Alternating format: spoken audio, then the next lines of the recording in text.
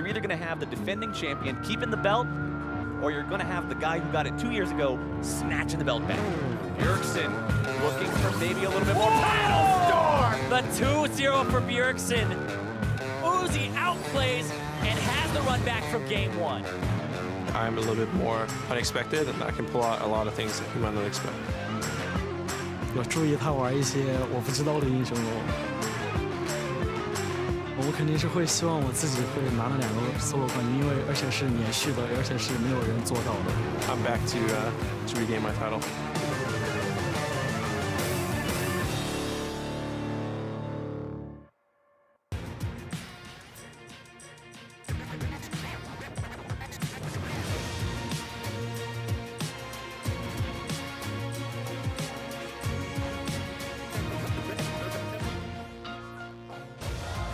Hello and welcome back for our final day of the 2017 All-Star event. Players from all around the world have shown their grit throughout this week of competition as we've welcomed the rise of new heroes and embraced the return of our favorite veterans. Hello everyone, I'm James Patterson, and these three fools who were too chicken to jump into the fan 1v1s are Indiana Frosker in black, Chris Papa Smithy Smith, and Isaac Azale Cummings Bentley. How are we doing today? I was gonna go out later on. Oh yeah, the classic, the classic. I was just about to do it. Are you gonna use the same excuse? Probably not. No, you're not gonna go out there. Definitely too chicken. You're gonna own the chickenness. And how about you?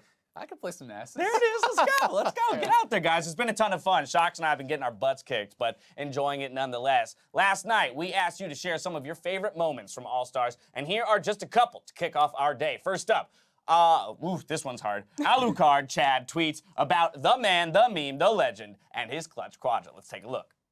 Sneaky has to do it again. Big burst of damage down onto the Chinese squad. Curtain calls. They're all up against the wall. Hornster time down. There's a deadly flourish. Hornster goes down. Barrett now enlisted. North America is helped out by Barrett. Double kill for Sneaky. He's going in. Barrett flashed away from Sneaky's in trouble. That's a triple. That's a quadra. Yeah, board. I'm on board. I'm on board. I'm you guys are going on the front. Yeah, you guys are on the front. You guys can stop it. You No can stop it. thresh match. You got that. You got that. You got that. You got that. You got this. Nice. Yeah, we stopped it. We stopped it. They're gonna keep going. Nice. I'm coming. Watch the smiter. Watch the smiter. Just kill him. Just kill him. Just kill him. Nice. Nice. My fucking boy, dude. Let's get it. Yeah. I saw some grimaces on your face, Frosker, during that clip. Like the audio is so funny though. They're so calm. Meanwhile, Zyrene's like losing Yeah, I was his about to say, mind. that's my favorite part is Irene screaming to like the third kill. Just like, doesn't know how else to let that energy like out aside from just a word vomit essentially. Next up, the Fanglies had his mind blown by CA, who is way too clean on Cassidon. WTF. Yeah, pretty egregious mistake as well, but here's Jisoo with the ultimate. He's actually going to go for it. Power River going to cut his way back in. Jisoo jumps on. Exhaust is good though from PoE, and now Jisoo, Shockwave back in. Nowhere good to go. Still is the Ignite, and Jisoo actually still fighting. He might have gotten that kill there, but Power River did have the barrier. And now he can push in. He can threaten the dive. He has to try to threaten the dive here. If he can get in, he's going. No, that's too far. Oh, it's a loss. He got it. Oh my God, Jisoo! You're kidding me. Jisoo comes up with a miracle kill there. WTF? That's not Cassidon play? Like, the most sick. impressive Cassidon play I have ever seen. Yeah. Credit to Jisoo though, because that was probably the most hype ending to a 1v1 we've had so far. It was pretty He has been quite the explosive player. That's literally one of those plays where you're not even mad that it's the wrong play. You're just like, Exactly. that was sick anyway. I was pulling for him in the 1v1s just to have some new blood in the finals and somebody who was going to be willing to shake things up. That Tom Kench was a ton of fun to watch. Let's go ahead and take a look at that Cassidon play now, perhaps. MLXG's running for his life. Malefic Visions is tagging across. The bullet time does so much damage. 957 as well as Shia. They get 2. That's a double, a triple. It's going to be a quadra kill for Shia, and China are in the lead. 进可以秒吗？进可以秒吗？进 ，nice 可以一波可以杀完一波杀完可以一波杀完 ，nice 这波勾进。 They cut the clip early, but I'm pretty sure NA won that game. Yeah. Closes it out cleanly from there, must. you know. Great job, guys. I want a little camera on Frosker for every single one of these replays because on that one she's like fist pumping and like super pumped by. Keep tweeting your favorite moments and we'll keep sharing them throughout the show. Now, before we jump to today's matches, let's send it over to Shocks, who's standing by with Brazil's superstar bot laner to hear his thoughts on the event so far. Actually, I take that back. We're going to hold on here for just a moment. Maybe that interview will come to us in just a bit. Last night, the LMS defeated Southeast Asia to earn their spot today versus the LPL, who took Korea to 3 games and earned their slot in the All-Star Finals. And look, at the end of the day, LMS are 5-0. They've definitely crept up, and once again, they've been able to be just so powerful. And with a roster that, on reflection, looks very strong, but pre-tournament, everyone was looking at China and Korea, and the LMS, very impressive. But Papa Smithy, the only game that the LPL has lost, they technically won the team You fight would say that, in the Oscar. middle of the It says map. 2-1 there. I can see the number. Yeah, they took the loss, man. There's no taking that away from them. Remember, the game LMS ends. looking strong, undefeated so far. But there will be some questions around, the strength of schedule per se, in such a short They beat timeline Korea. to have not Yep. had. That's true. They did beat Korea. Didn't have to play them in that best of series, right? Yeah, and it'll be really interesting. Obviously, they had the easier of the semifinals. No one's really going to debate that, but they have looked fantastic. And, Karsa has been amazing throughout the entire tournament. So it's going to be really exciting to see how they actually stack up against the LPL team. It's also the fact that they really haven't had to show anything. Even in their game against Korea, you haven't seen any of these big surprise picks come out of the LMS. It's been a couple of Zoeys here and a Zir for Fofo, but he really hasn't had to stretch his champion pool at all to get here. I mean, the other thing to consider is that this is perhaps BB's last hurrah, right? He's at least stated that he's going to retire. Who knows what will happen, but watching him play so far throughout this tournament has been spectacular. Some real highlight plays for him up against Woozi and the LPL.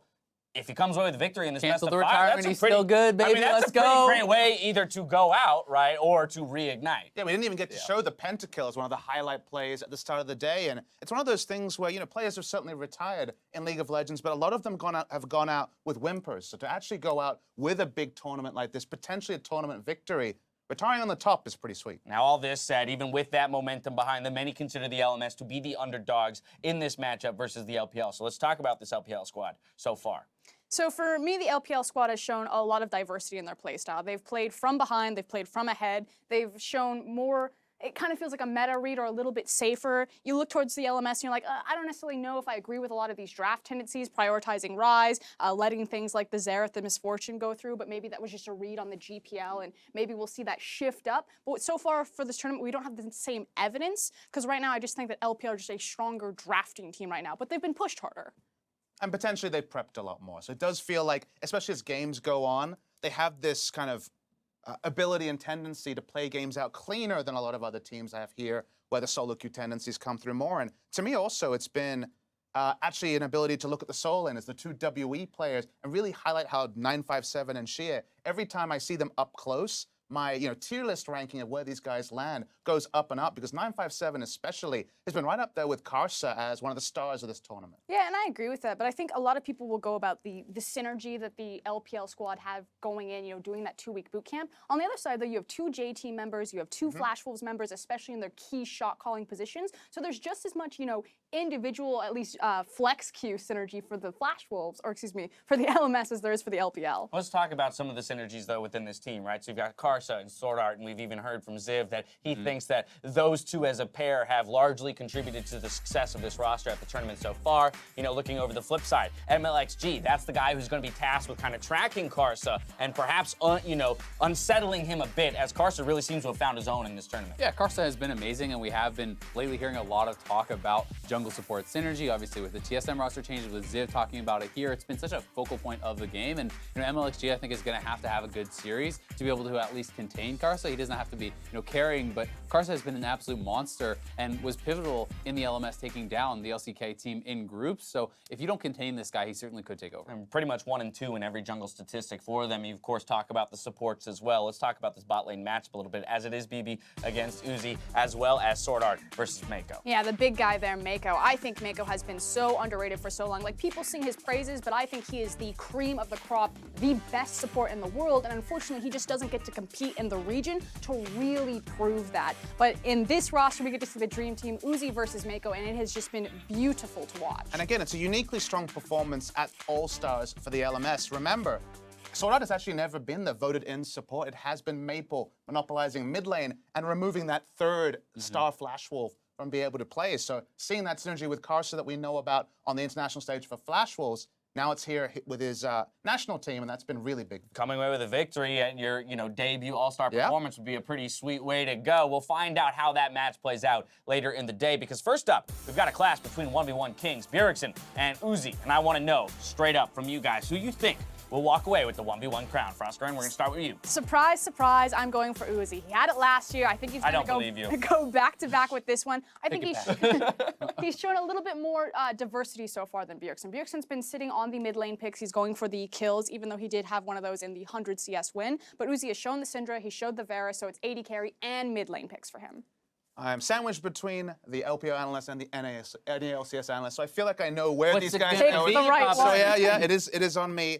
I've always said that I think that Uzi's the best laner of all time. It's 1v1, it's laning, so I've got Uzi here. He's looked very strong. He's taking it epically serious. The Uzi versus Prey series, and Uzi's reaction when he did drop a single game was a sight to behold, so I think he's got this. And to get the run back, right? You know, showing that he learned from game 1 to, get that run back in games 2 and 3. Azael? So I do actually think I have to go with Bjergsen, and for me, it's not necessarily about the diversity, it's about the fact that he's playing so much to win. Like, his strategies have been very well crafted. I think the Talia pick was really smart. Like, the way he beat Faker, he didn't have to be better than Faker because he outthought Faker, and I think that's so much about 1v1. It's preparation, it's utilizing the best runes, it's utilizing the best strategies, and, when I saw Uzi versus Prey took a game off him with Zoey, and that Zoey was not impressing me very much. So I think Bjergsen can play that at a higher level, and if you allow Bjergsen the flexibility to get the pick advantage, I think he's going to win. I was just about to ask that question, so I'm going to kind of turn this to you guys. What's your defense there for Uzi, as he did play, AD carry versus mage matchup yesterday against a non-mid laner?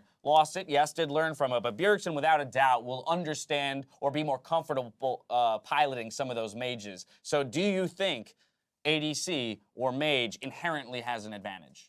For me, I think ADC does, because I think the easier way to win it is to take the defensive summoners and then just go for the CS victory as opposed to the all-in victory. I think that takes a bit more craftsmanship, which is why Bjergsen's victories have been so impressive, as Azael was talking about. In terms of the Zoey matchup, I think either Uzi will ban it away, or maybe he'll let it go through once. Bjergsen will just absolutely smash him with it, and then hopefully he'll learn his lesson. Yeah. All right, only needs one more Final win. thoughts here, Papa Smithy? Yeah, I'm thinking about what's been played here, and I feel like about the projected mage pool, Zoey, and the Syndra definitely knows, because that was a pick he played in the mid lane himself, has played this tournament. You could think either about the Talia and go for the CS victory, but I don't think that works either. So I'm optimistic that Uzi knows where he's strong, and certainly he's going to be on the 80 side. There you have it. We'll see who's the last man standing as we send it down to Quick Shot to introduce our competitors. Thank you very much, Dash, and hello, everybody. Welcome to the Battle Theater, where this prestigious venue will play host to the 2017 All-Star 1v1 Finals. 16 competitors started the bracket, but we're down to only 2. And we need to find out who will become the Highlander of the Howling Abyss. Without further ado, ladies and gentlemen, let me introduce to you the first of the 2 combatants, the king of the North American LCS, the crown mid laner that gives TSM their name. Ladies and gentlemen, put your hands together for Bjergsen! Trying to force double lift to miss CS, but gets the knockback. It's it. There's a 3. There it is. Bjergsen, 150 points for Fire, and your number 1 in the 1v1 2015 All-Star competition. The former 2015 1v1 champion is trying to reclaim the title from the current 1v1 champion, the crown jewel of the LPL, the carry that put the name Carry in AD carry. Ladies and gentlemen, from RNG, I present to you Uzi! Maple not optimizing that passive. 3 stacks on him now. He's gonna back up, does get the Q, but he's no exit. Done for. And Uzi is gonna be your 1v1 champion. There can be only one who gets to keep their head. May the finalists with the fastest fingers finish first. Put your hands together for Uzi versus Bjergsen.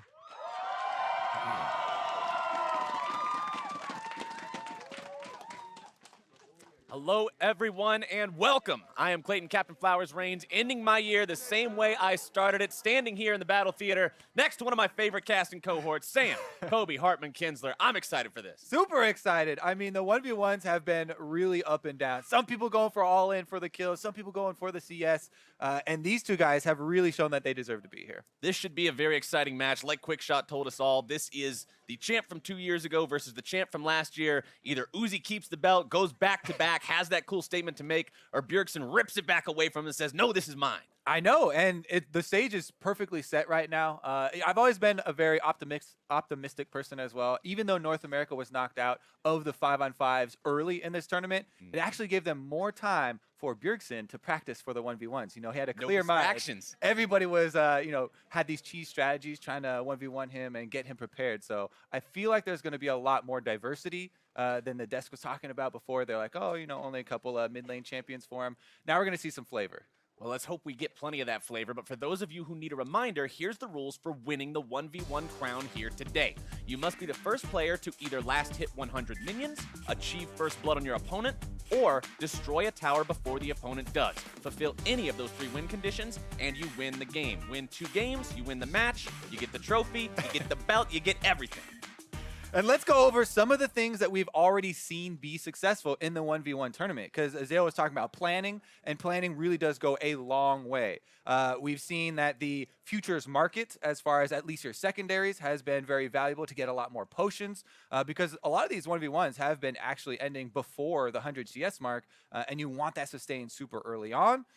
We have also seen a lot of the success of the AD carries and mid lane champions primarily, but Zoey, Bjergsen was specifically talking about he knows how to play it better than Prey showed yesterday. So if Woozi does end up leaving that open, we'll get to see it in the hands of someone who's actually put a bunch of time on the champion. And let's not forget Woozi's words to Shox yesterday after his victory over Prey. He didn't really know how Zoey worked. He just managed to outplay Prey on it. So it worked. If he's up against somebody who knows the champion a little bit better, it might be more difficult for him. And Woozi, even though he did say, oh, I don't know how it works, he made some adjustments that made it seem like he did understand how it works, as he changed his summoner spells, and he didn't want to give over any more exhausts or things like Ignite to the Zoey, who is going to do the all-in, run at you and try and pick them up with the spell thief, with their W, and run you down. Now, that's why we're going to be really closely watching this champion select, because usually, the blanket 80 carry bans have been thrown at Woozi, but I really like the Syndra target bans that have been thrown at him. Apparently, Chapstick is hilarious. Hey, you can't have chapped lips. You're going into the Howling Abyss. It's cold. That's true. You got to be ready to go. But if Woozi didn't know how Zoey worked, the man was a very quick study. Like you said, he adapted very well up against Prey. He knows a bit more about it going into the matchup today. And both these guys, one thing we saw yesterday when Bjergsen was going into his matchup against Jisoo, he said he was ready for some of these picks that weren't really optimal in his mind. He said the 80 carries and the mid laners he thought were the best. Well, these two, their champion pools are similar, right? You've got the 80 carries, you've got the mid laners, you've got these champs that people are expecting. It's not Olaf's and Tom Kench's and the kind of stuff that Jisoo was playing. So I'm expecting these two to have a good feel for each other. But we did hear Woozi say in the opening little bit of a insight we got into what they were thinking before this, he was concerned maybe Bjergsen's going to play something he's not familiar with. Could be the case. We saw him hovering the Heimerdinger before. Deficio got super excited. Deficio really wanted. Deficio commented, I believe, on Bjergsen's tweet last night too, just donger with an exclamation point. He wants to see the Heimerdinger. Yeah, I mean, Heimerdinger actually could be successful in 1v1s, but it would primarily be into like melee matchups. And the thing about this is that it's blind pick, so you don't see if they're actually chosen a melee champion beforehand. So maybe not so much. It's a little bit risky, especially when your opponent is known as one of the #1 80 carry players in the world. And I don't know about you, Kobe, but in League of Legends, I think 80 carries are usually mostly ranged. I think they're overrated. As a jungler myself, I just like to prey on them. They seem like easy kills. I would rather just play Xin Zhao into them and run it. My butt. That's my man. That's what we do. That's how you do it. But that's probably not what we're going to see here in the Howling Abyss today. And you were talking about the runes a little bit earlier. And yesterday, one rune we saw a lot of in terms of keystones, because, it's normally the biggest, most important rune. It is the biggest as far as size of the sphere. Okay, fair enough. That's the biggest circle is the keystone rune, but Airy is getting a lot of popularity. in these 1v1s. We're seeing that consistency way out huge. And that really does make sense because Area is the keystone designed for trading in lane. The lowest cooldown of those ones that just add damage, to your spells and to the harassment that you're trying to get off on your opponents. So we've seen it really be the priority. However, comment as far as 5-on-5s and duo lanes, we saw a lot of that. If you have ways to keep them in it, so maybe there's a little bit of flexibility, but you're right. It's pretty much been sorcery and inspiration as your secondary and the normal way to go. We'll be tracking these runes very closely to see if there's anything outside the box, though, to update you guys. We do have them just finishing up a couple more settings on stage. That's why we're delaying. Got to make sure you're getting ready. They got to make sure they're in the right zone for this. This is for the crown. That's for the trophy. That's a Draven axe in an ice cube. That's really cool looking. You don't want to leave that up to some settings being messed up. Yeah, honestly, I think it is definitely an upgrade from the one that we had a couple years ago. I saw that in the video or whatever. Bjergsen had just the kind of ice pillar or something. Yeah. This one's got some more, personality to it. Yeah, we cut down part of the pillar. We threw an axe in it. And now, here we talking go. about. That's the improvement. The music starts up. The camera zooms out, and we are into Champion Select. Let's see how the bands go. Misfortune is the #1 band here. Captain Flowers right off the Following table. that one up, it's going to be Azir on the other side of the Champion Select God. lobby. Oh my goodness gracious. I never imagined. Yes, I did. These champions are actually pretty common to see throughout the band so far. We have 80 the carries and mid laners. Who would have imagined? Mid laners banned against the mid laner. 80 carries versus the 80 carry. All right, the Prime Trio has been banned out there with Lucian rounding it up for Bjergsen here, and Woozi forced to ban Syndra himself in North London, his most played mid lane champions, and there we go. That's what everyone wanted to see, Zoey on display. All right, let me harken back to what Froskuren said a grand 5 minutes ago. She thinks Woozi will leave Zoey open one time, Bjergsen will go crazy with it, and at that point forward, it will have a spot on Uzi's ban list. Now let's see what he thinks he can play into this, because he knows Zoey is available, and he will take that Calista that Prey kept banning against him yesterday. So here's one of the things with Calista. Obviously, she has the earliest built-in dash in the entire game because you can get it with the auto attack and keep autoing and hopping backwards as Zoey runs at you with her summoner spells. So this is probably what he's looking for here as the Zoey starts the charge. Usually it will be a level 3 charge. Once she gets the extra point, puts it in their spell, Thieves, and then just tries to run at you and pick up your summoner spells as you drop them. Now, the one thing you also want to keep in mind, 2 offensive summoner spells from Woozi. Bjergsen, if Woozi uses those, can pick them up once he has Spell Thieves and continue to apply that extra pressure in the 1v1. That's one of the adaptations. Oh, last minute switch though. Last minute switch. He's trying to trick him up a little bit. He's got the heal now instead of the ignite. Give him a little bit more speed. Gives him a little bit more speed, and it's something Bjergsen can't pick up to kill him with. We saw that be a mistake yesterday. One of the things that sort of hurt Woozi, one of the adaptations he made in between the first games and the last games of that match, he wanted to deny that ability to allow the extra all-in potential. All right, now one thing I will say about this map specifically here, Howling Abyss, playing against Zoey, I can see why Woozi wants another chance of this. He had 2 victories yesterday, but also you can stay right in the middle of the map, so you're not close to the edges. That's where, if the bubble misses and hits a wall or something, it gets to take up a very big part of the map. And Howling Abyss is pretty straightforward. Don't stand next to the wall, and as long as you can use the minions as well, there are actually a lot of ways that you can dodge the Sleepy Trouble Bubble. Sleepy Trouble Bubble. We saw Prey miss it a couple of times in his all-ins against Woozi yesterday. Bjergsen, like you mentioned earlier, saying he's commanding a greater mastery of the champion than Prey was able to muster from what we saw. Look at it right there. Oh my God. Reaching into the portal. Oh, we didn't get to see what he found. I don't know if she actually has different things that come out of the portal like Caitlyn does with hats, but if she does, that's one of my favorite things to spam in the game. We're in for another 20-minute hat talk with Happy We ain't even going to have a 20-minute game, Kobe. This is 1v1. This is fast-paced, high-octane League of Legends action. That's true. Let's take a look at the Paddle Star. Going to hit right there from Bjergsen, predicting the hop from Woozi. A lot of this game, as far as 1v1 does go, comes down to predictions, right? And getting a handle on a couple of the ways that your opponent has a tendency to dodge really does bode well for Bjergsen. Now you can see he's focusing on the minions, trying to get the push going. And he will find that level 2 in time. Woozi level 2 now as well. And for Bjergsen, normally you look at Zoey and you think, okay, she needs to hit the bubble, and then she can hit the Paddle Star, but Bjergsen has just been landing these pretty well so far. Gonna go ahead and use the bubble there as a zoning tool. Battlestar connects again.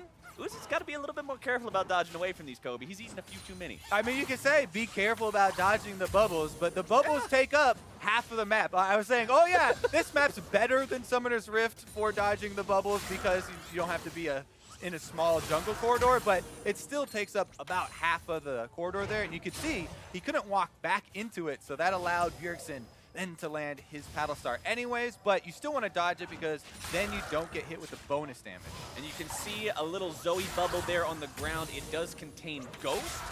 That's not something that Bjergsen can use immediately to great effect, considering Uzi is so close to the turret. You're not going to run him down in some sort of a long lane, some kind of a sprint situation. So with the minion, though, how that continues to go here. Okay, a cleanse. Going to just pick that one up, pop it to get the so fresh and so clean now. Extra damage. Yep, always feeling good. Uzi continuing to farm up. He's feeling all right too. 21 to 24 in the CS department, so very even farm between these two. So many times in these 1v1s, you see somebody play, you either play for farm or you play for push.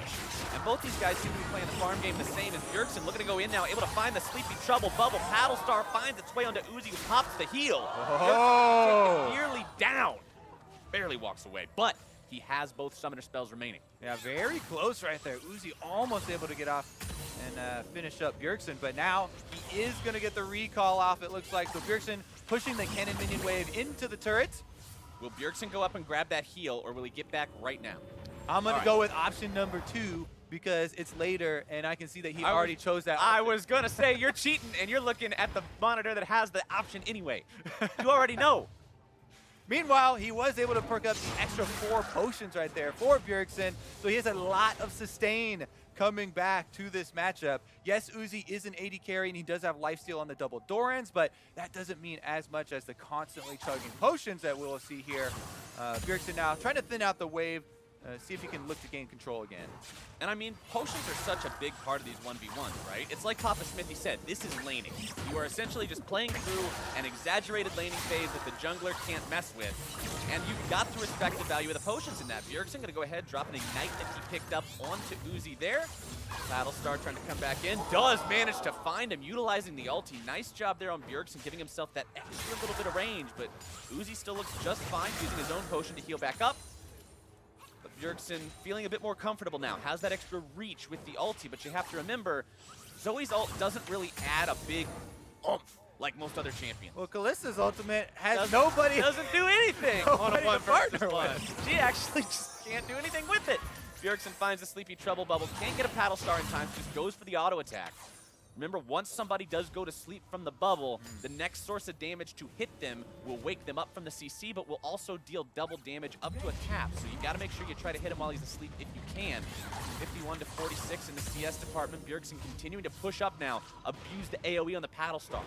Yeah, that's the #1 rule of most fights, actually. If they fall asleep while you're fighting them, get your hits in then. Just hit them with something. It don't matter. Easy. Regardless, though, we do have some rune information coming in now as well. And it does look like, you know, we're talking about the secondary choices. Bjergsen, once again, has gone for the biscuit delivery, as well as the futures market, where you go into debt, buy some more potions, and it gives you this amount of control that we're seeing here, where he has the extra sustain. Whereas Uzi has gone for the second wind, as well as the mirror shell this time around for the flat magic resist. You know, that's coming from the resolve tree, so gives you a bit of more sustain, but not quite as high of an impact as the extra potions. Now you see, I think that's, Uzi's thinking in terms of Summoner's Rift, right? Because on Summoner's Rift, secondary Resolve Tree can be great if you're going into a lane like this, you think you're going to take some damage. Second wind's like a Dorian Shield passive, Mirror Shell, it's extra MR.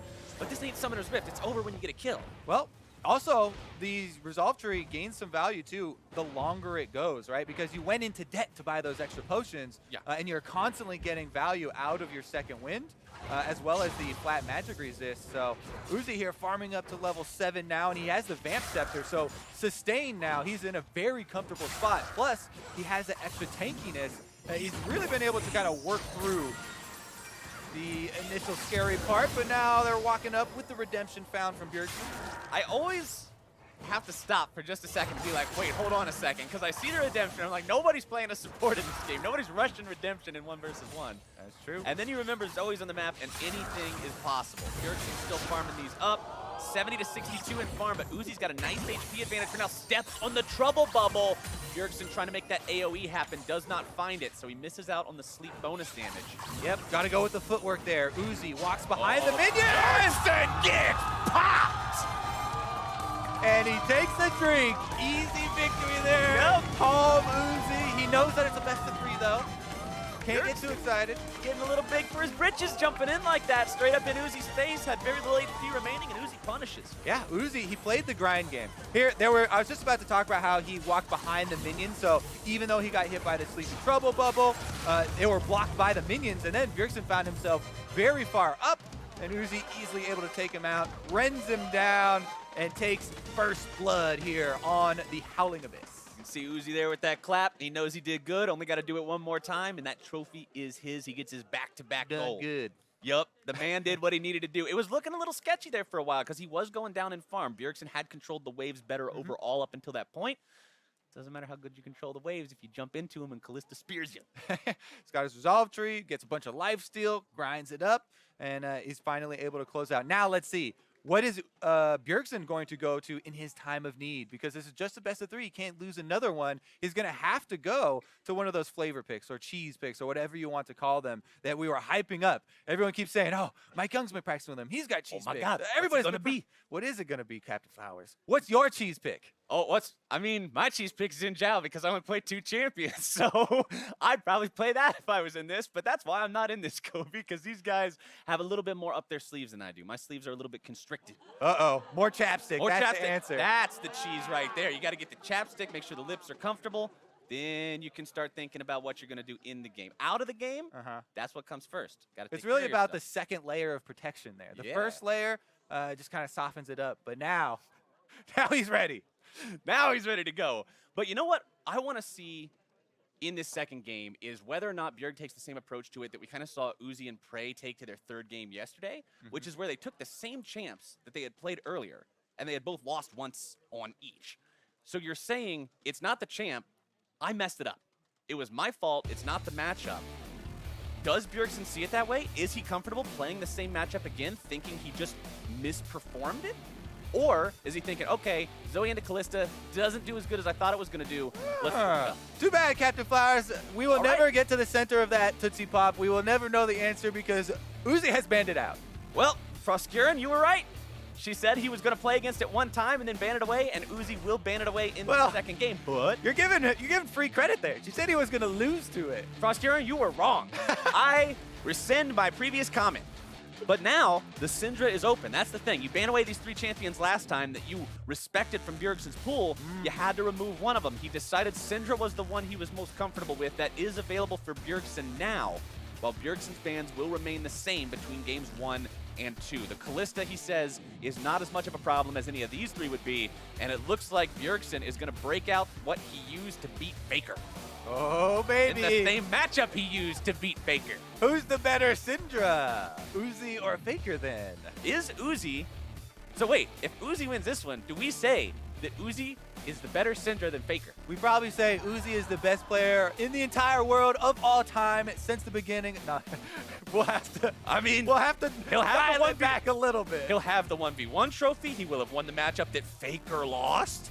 I mean, at that point, you're not exaggerating too much, are you, Kobe? You're building a very convincing case, my friend. Well, let's see how convincing of a case these guys can build for themselves, because I want to see the all-in. I want to see the blood for this one. We got to see the champion kill to end that last game. We haven't actually got to see any of these 1v1s in through turret kill at all throughout the course of this whole All-Star 1v1 event this year, which I think is cool because turret kills aren't champion kills, and that's why I want to see them all in. So hopefully we get to see this one go down with an epic 1v1 fight. I think if we do get to that point, it's probably going to be an advantage to Uzi because Uzi is the one with the level 6 ultimate that is designed for solo kills, whereas Talia, not a very useful ultimate here for the Howling Abyss. Not a very useful ultimate, but let's not forget, last time around, Uzi didn't even have an ultimate. Uzi didn't have a W. Uzi had 2 skills and managed to find his win, so let's see what he can do here in this one. Taking a look at the summoner spells, you got 4 unique ones between the 2 champions. Barrier Exhaust, that common takeover for Bjergsen. Woozi swapping it up, going to that Silsol special we talked about yesterday, Ignite and Heal on this Syndra. Some extra burst power, some extra survivability, and movement power to maybe step out of the way of something coming from the Talia if he ends up getting himself in a rough spot. I like it.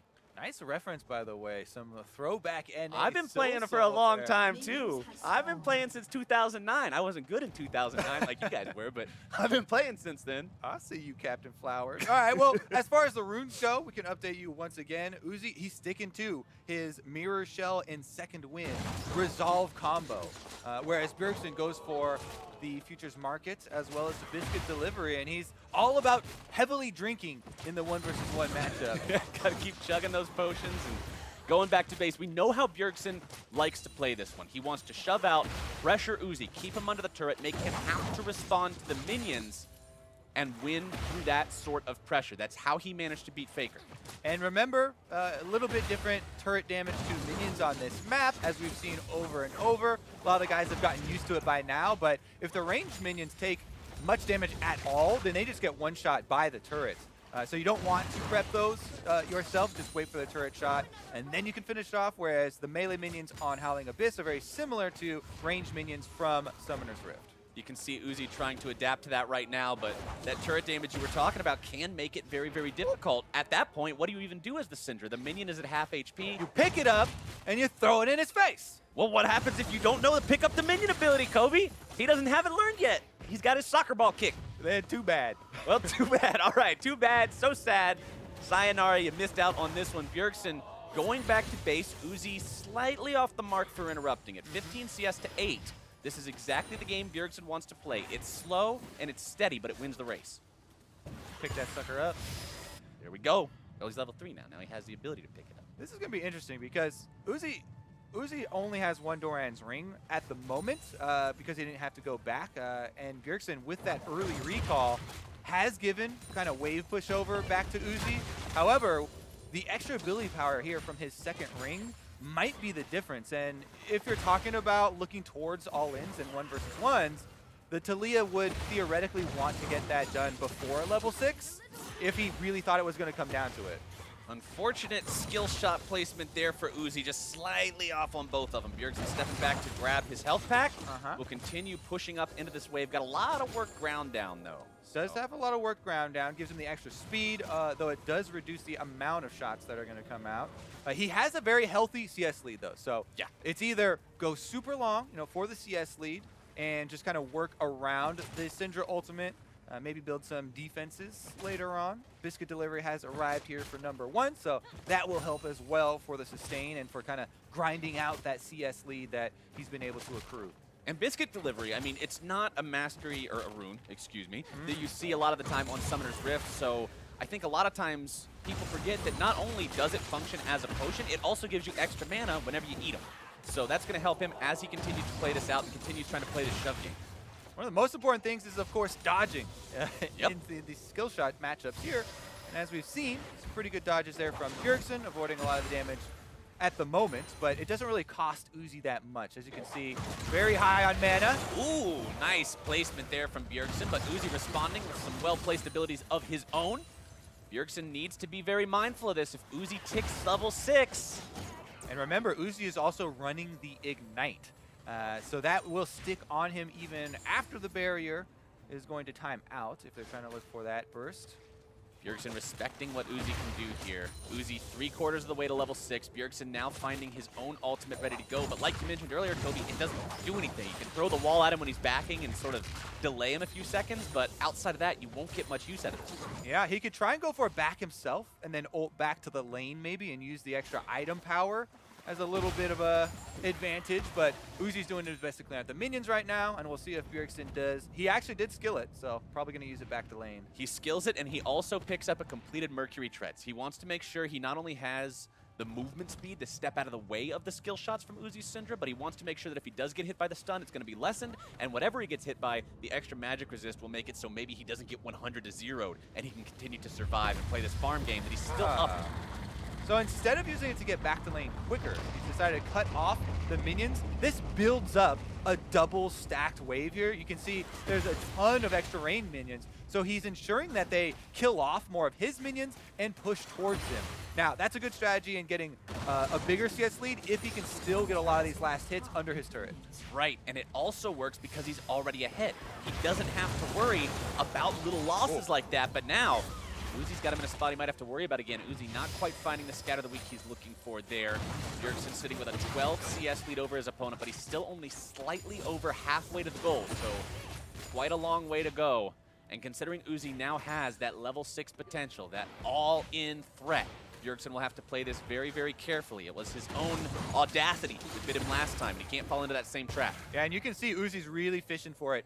By chugging a health potion this late, making sure he's 100% health, you can see he wants to go for an all-in. He wants to get a little risky. Seismic shove will find its mark onto Woozi. Woozi's retaliation will connect. The shove continues. Dreaded volley is there. Red team has lost half its minions, but the thing is, blue team's lost about 2/3 of theirs. Yeah, and Bjergsen has a giant, very comfortable CS lead that he's working with. So if he can grind it out and finish this one off before Woozi gets a chance to all in. Woozi's looking for it, though. Slightly concerning in terms of mana right now. He doesn't have enough to continue just running after Bjergsen, firing off a spell Gatling, but Bjergsen's feeling comfortable enough. On that worked ground, he's got the extra movement speed that you talked about when we mentioned earlier. Yeah, you throw less rocks, but you get hit by less orbs. It's Exactly. trade-off. And it's a huge, huge benefit to the style that he's playing. If you're playing for the CS... Woozi's looking to make it happen. There comes your exhaust onto the Syndra ulti. That's exactly the timing Bjergsen was looking for.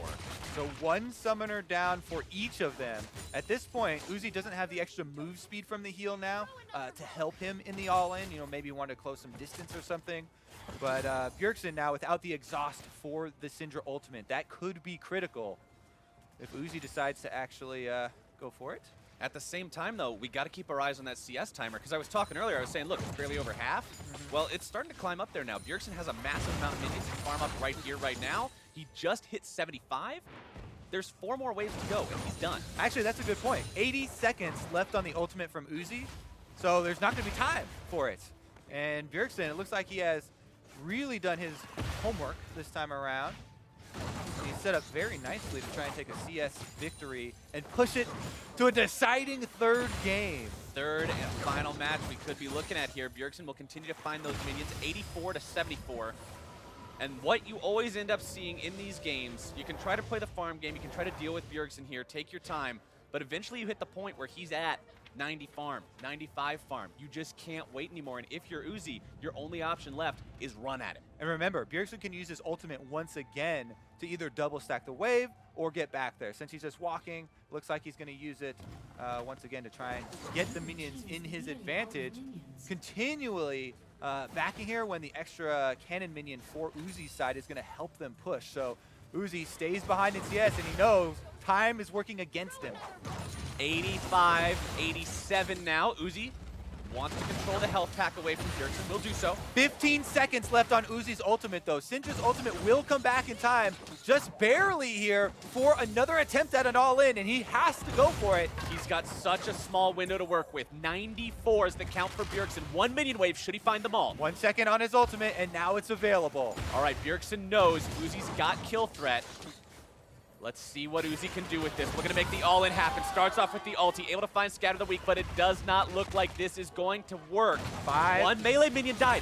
Bjergsen still has 6 creeps alive, though. If he can kill all 6 of these, he will win the game right here. He misses out on the cannon. He misses out on range number 2. He misses out on range number 3, and range number 4 is going to elude him as well. He's still got 3 more to clear, but Woozi is so low on mana. 1 for Bjergsen. 2 more. This is so Woozi. intense. Look at the player care. Throw that minion at him, boy. Got it. Bjergsen, CS victory to take us to game number 3. Okay, so we've had the payoff now. Once again, the CS focus to Leah. He already used it in this tournament. He was able to get Woozi with it, and Woozi kind of brushed that one off. They know that the next one will decide it all. All right, take another look here. Bjergsen is walking on the work ground, getting those dodges in, moves right up to the minion wave, knows he only needs 1 more, and is able to secure it. Slow and steady for Bjergsen. He makes it happen. He survives the all-ins. He exhausts the first ulti. And Woozi seemed like he almost panic engaged at the last second. He was like, nope, dude's going to kill the minions. Got to ult him now. Ults him immediately. Scatter the weak wasn't that effective. That's the feeling that you get when someone plays this type of game against you, right? He's been able to control the minions for so long that you can see the loss coming at you. You see it coming a full minute ahead. Oh no, only a couple more minion waves, and then my ult is up. I have to kill him now. That amount of pressure is going to make you, succumb to something like this. Like, it's a long way away. At 50 minions, you're thinking, okay, I got time. Don't worry about it. I have a chance to all in soon. It'll be great. At 75 minions, you're thinking, all right, we still got a few more waves. There's time to think about it. At 90 minions, Is that gif of the guy permanently sweating? Yeah, the guy's just permanently sweating. You just say, okay, go. Hit the button. Go in there as fast as you can because that's your only choice. It didn't work out for Woozi in game number 2, and now these guys have one last showdown. Who will be the only player to ever get 2 victories, be 2 1-versus-1 championships, and have that to their names? Woozi wants it back-to-back. Woozi really wants it back-to-back because that's a really cool thing to do. I mean,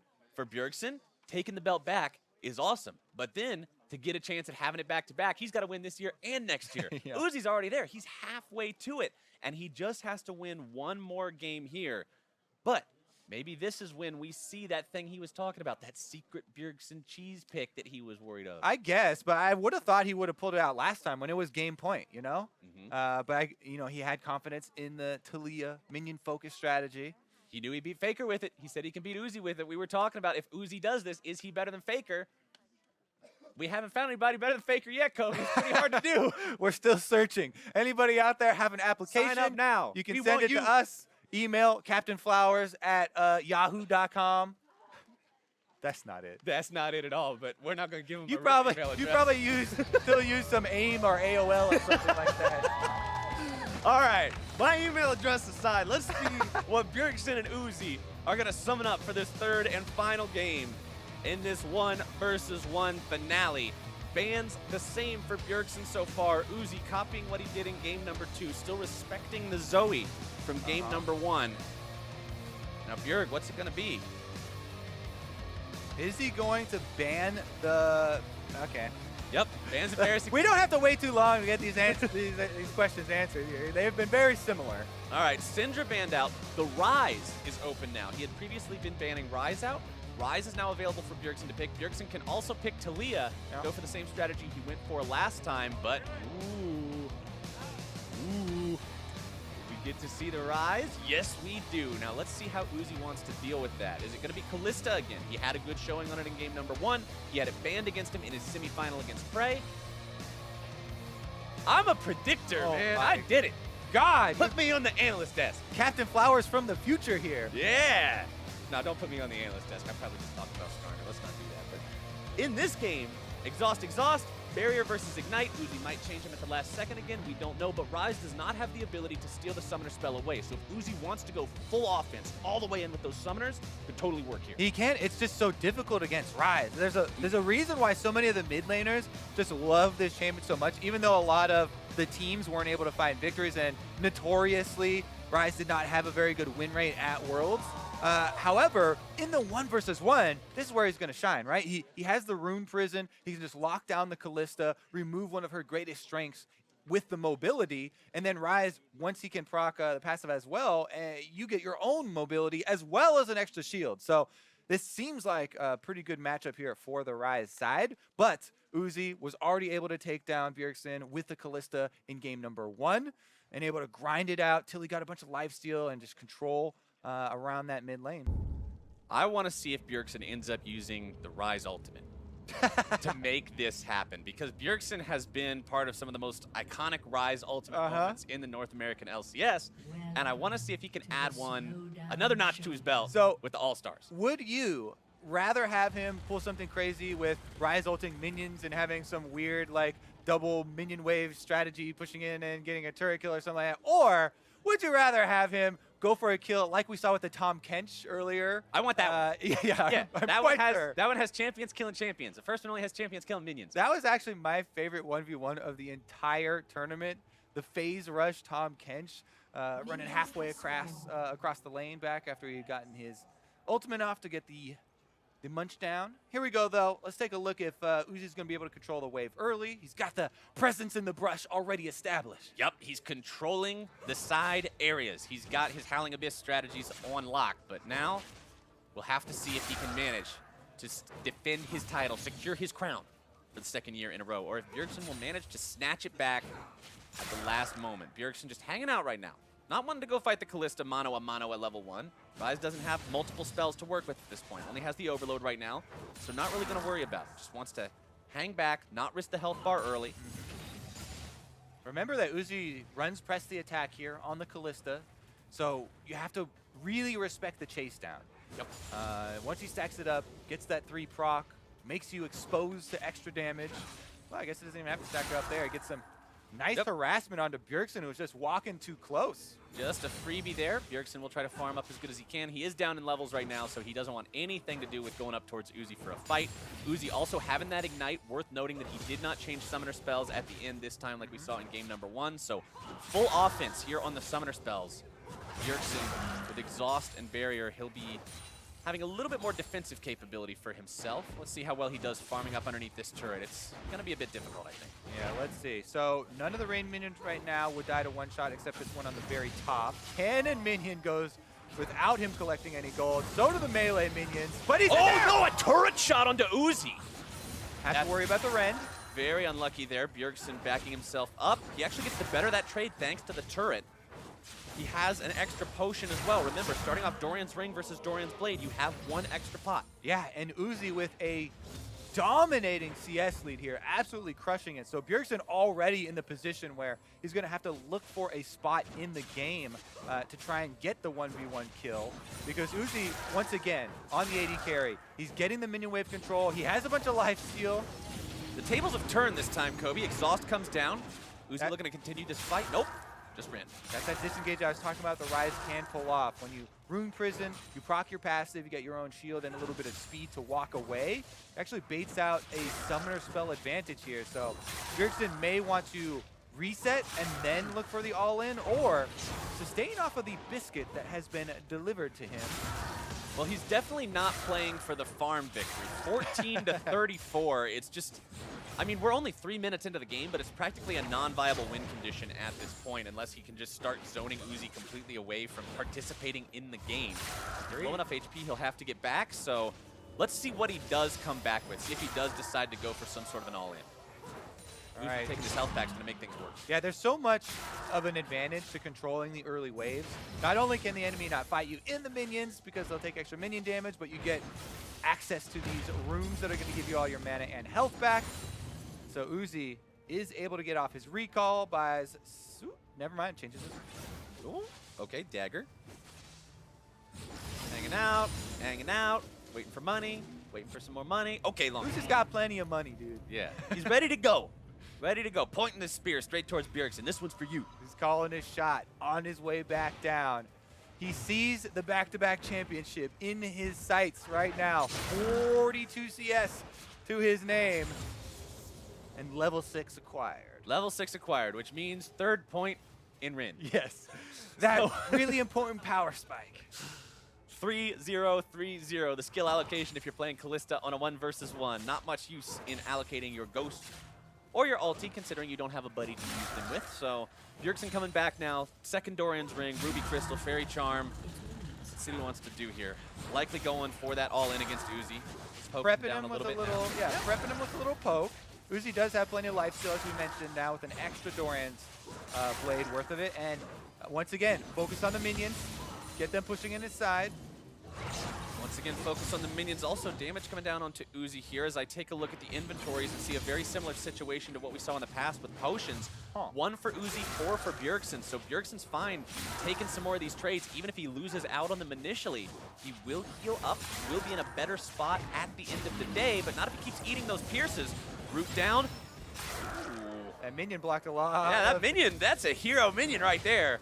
Uzi needs to make sure he's giving that minion a pat on the back at the end of this one. You can't prep them at all right there. Nope. That's what we talked about. The minions, if they've taken any damage like that, are just going to get one shot by the turret. So once again, going to have a lot of room to to work with here for Woozi. Life stealing off the minion wave, and Bjergsen is moving in. Almost has his summoner spell back up now as well. Bjergsen gonna be taken low, goes for the exhaust. Shield also proc, looking to maybe find some more. Taking Woozi very, very low. Pierce blocked by the cannon minion. Bjergsen looking for a little more damage, not quite able to find it. Okay, this is the last health potion for Bjergsen to drink. Woozi's on a little bit low mana, but he should have enough for another rend onto Bjergsen if they get into a skirmish. Barrier up for Bjergsen, exhaust nearly back up for Woozi. Bjergsen wanted to go for something here, able to find the root, looking for the overpower, not quite connecting. Likely would have gotten the kill from that. Incredibly close right there. But that is going to be a reset from Woozi. Goes back to purchase, and Bjergsen doesn't have many options except looking for a minion swapperoo here. Throw him under the turret. Is that the ult Get him you're in looking there. for? If you're no, that's not quite it, but at least he found some way to use it. If you're trying to shove the wave up, why not just teleport the wave under the turret? I mean, you get a couple extra seconds there, right? Because he moved the minions around, so the turret started killing them quicker before Woozi was quite back. It's a small thing, but definitely there. I like the Hex Drinker pickup from Woozi here. It's going to give him a lot of extra health against Bjergsen's burst. He knows that he wins this game automatically if it goes to farm. 78 to 53, not even close. Bjergsen has to go for an all-in very soon, and as long as Woozi has the Hex Drinker, it's very difficult for Bjerg to do that properly. Woozi going back for one last shop now, picking up plenty of potions to make sure Bjergsen doesn't manage to out-sustain him. Woozi's got all the luxuries now. Picking up his fur coat so he can have a nice, easy victory here. Because Bjergsen, he's starting to sweat. As you said, the CS numbers not looking too pretty for him. Yeah, Bjergsen trying his hardest to keep Woozi away from this wave. He doesn't want to have any of his spells blocked up by these damn minions again. He just wants to get in Woozi's face and apply that signature rise damage. Don't know if he'll be able to do it, though. Time is running out. 80 CS for the LPL representative. North America's... Bjergsen's got to be careful here. Ooh. Okay, Bjergsen going a little bit underneath the turret there. I was going to say North America's favorite only at 71, so still down 10 CS compared to his opponent, and it's going to be even more. Yeah. Even the announcer agrees. Blue team is nearly out of minions. Bjergsen is nearly out of time. It's time to go. Do or die. He's just got to force him into skirmishes here, and hopefully for him, Woozi would take the fight and not focus on any sort of CS. Pearson wants to look for even more, but he's not able to find the damage. And remember, you still got a Hex Drinker to burst through. Woozi's at 90. Bjergsen at 75. Continuing to try to apply the pressure, but Bjergsen's going to be taken low. It's still such a difficult fight for Bjerg to even attempt to go for. Going to get his shield on that one, continuing to farm it up. 82 for Bjerg, 93 for Woozi. We're at the point now where Bjergsen is likely going to be taken down underneath the turret. Ladies and gentlemen, your back-to-back 1 versus 1 champion, Woozi. What a magnificent laner. He's got his fan crowd here and everything. The crowd says it all. The smile on his face says even more. The man came here to win from day number 1, and he deserves his victory here on the final day of All-Star 2017. What a show.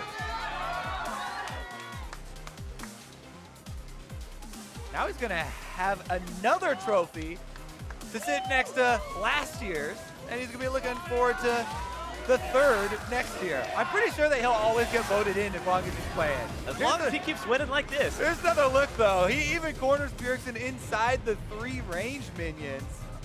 There you go. Bless up. Woozi's able to get the victory once again. So many LPL fans here in the audience today, ecstatic that Woozi can walk away with the win in this one. We are going to get to see him and his team going into the 5 versus 5 final following this as well. So Woozi could walk away today, Kobe, with a double victory. Everything seems to be going his way. I mean, the crowd is cheering for him. It feels like it is hometown for him. Yeah. They brought the hometown with them, and he's able to get the first victory. Now, we'll see if this is going to affect the 5-on-5 match as well, because now he's filled with confidence. Oh, Notoriously, Woozi, on Summoner's Rift in 5-on-5s, hasn't been able to win a lot of the trophies. However, this could be what changes it all. This could be what he needs, man. This could be that spark. This could be the lightning that ignites Woozi and gets him going. But to hear more about that 10th series, let's send it down to Shox and the 1v1 champ.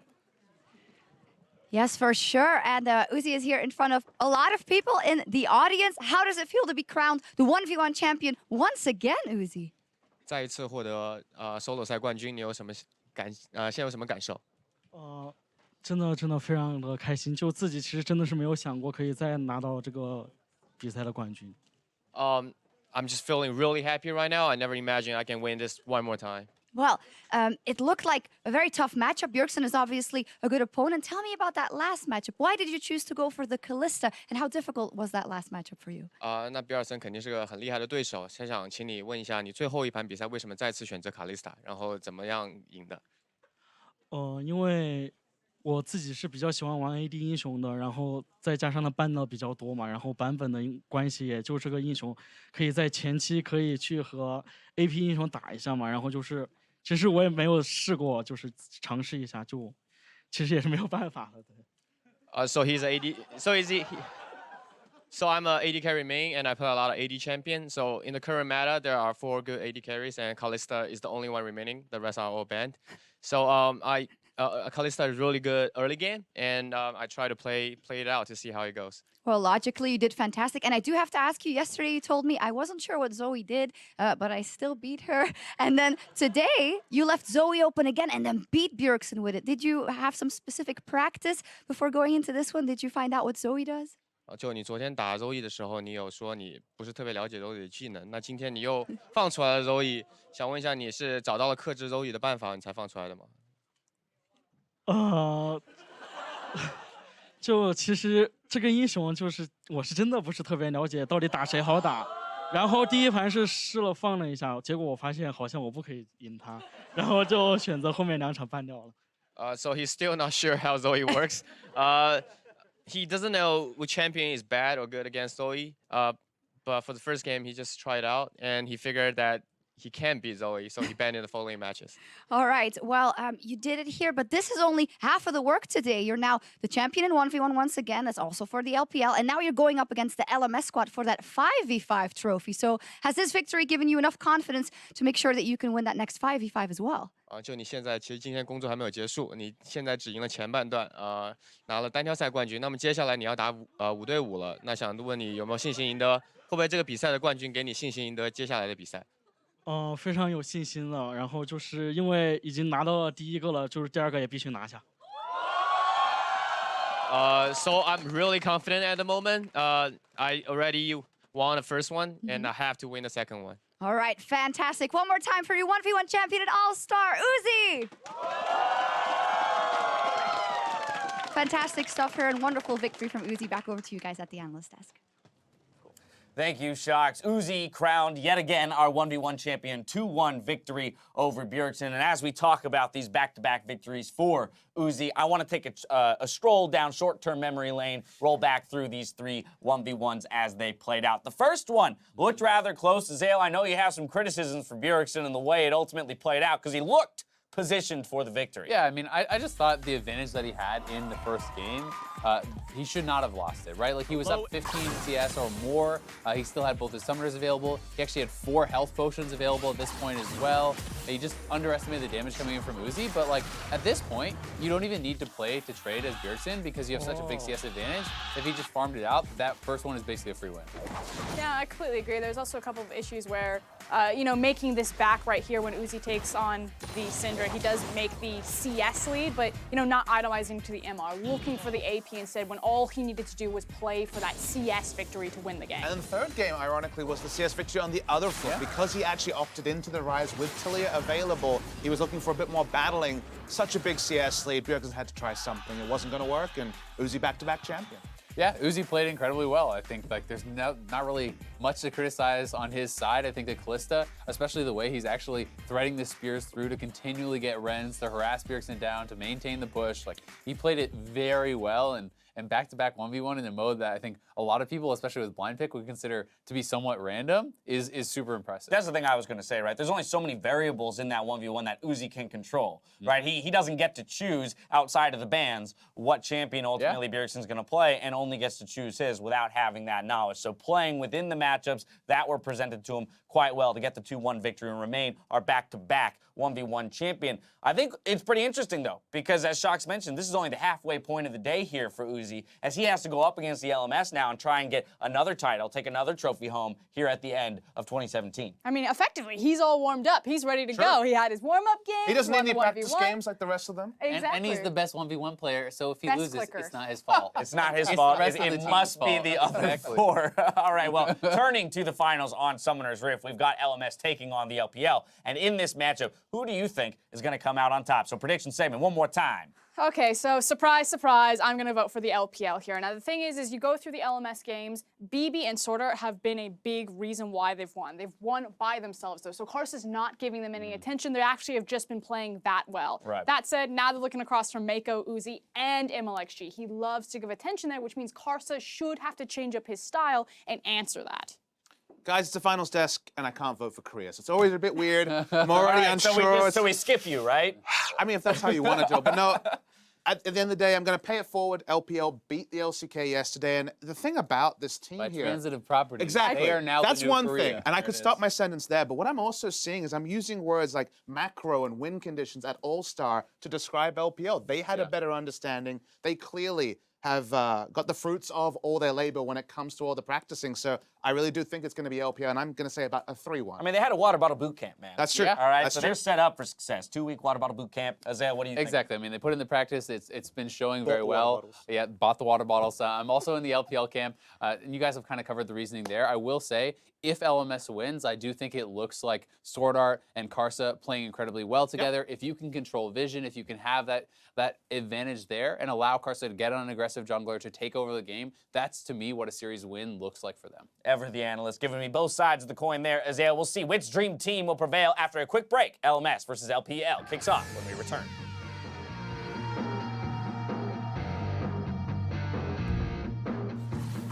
Gotta go with the footwork there. Uzi walks behind the minion. Instant gift! Pop! One for Bjergsen. Two more. This is so Uzi. intense. Look at the player Uzi. cam. Throw that minion at him, boy! Got it! 82 for Bjerg, 93 for Uzi. We're at the point now where Bjergsen is likely going to be taken down underneath the turret. Ladies and gentlemen, your back-to-back 1 versus 1 champion, Uzi.